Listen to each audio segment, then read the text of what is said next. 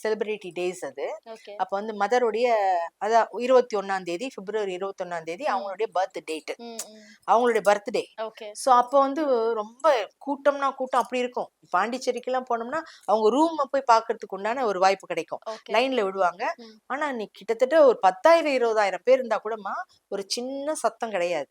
நீட்டா போவாங்க, நீட்டா வருவாங்க. எந்த ஒரு டிஸ்டர்பன்ஸும் இருக்காது. அப்போ எனக்கு இங்க டி நகர்ல அப்போ எங்க வீடு நான் குடுத்து வச்சிருந்தேன் இல்லையா? அப்போ இங்க இருந்தது ஆமா. தியானம். இப்போ என் பையன் சரவணன் வந்து பயங்கர ஃபீவரு. அதாவது ஒரு 2 வயசு குழந்தைன்னு வச்சுக்கோங்களேன். ஓகே. இப்ப கீழ படுக்கையில வச்சுட்டு, அப்பல்லாம் வந்து எங்க வீட்ல சாமி அன்னை ஃபோட்டோலாம் அவ்வளவா இல்ல. ஒரே ஒரு சின்ன ஃபோட்டோஸ் தான். ஓகே. ஸ்ரீ அன்னைதும், ஸ்ரீ அரவிந்தர் தான் இருந்தது. மத்ததெல்லாம் எல்லா சாமியும் இருக்கும். பிள்ளையார்லேருந்து, முருகர்லேருந்து, ராஜேஸ்வரி, லக்ஷ்மி, சரஸ்வதி எல்லாமே இருக்கும்.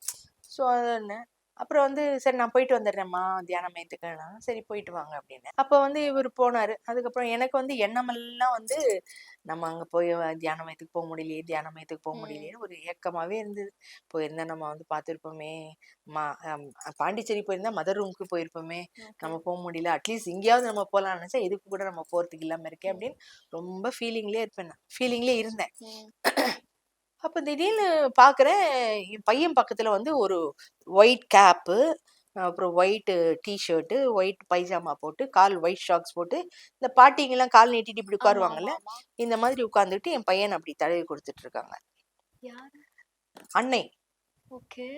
எனக்கு எனக்கு தெரியல. எனக்கு அப்படி திரும்பி நான் ஹால்ல உட்காந்துட்டு இருக்கேன், இங்க படுக்க வச்சிருக்கேன் பூஜை ரூம்ல. திரும்பி இப்படி பாக்குறேன், அந்த அப்படி தடவி கொடுத்துட்டு இருக்காங்க. எனக்கு அப்படியே கை காலெல்லாம் நடுங்குது. எனக்கு கை காலெல்லாம் நடுங்குது. அப்போ ஒண்ணுமே தெரியல. அப்படியே ஸ்தம்பிச்சு போன மாதிரி அப்படி பாத்துக்கிட்டே இருக்கிறேன்.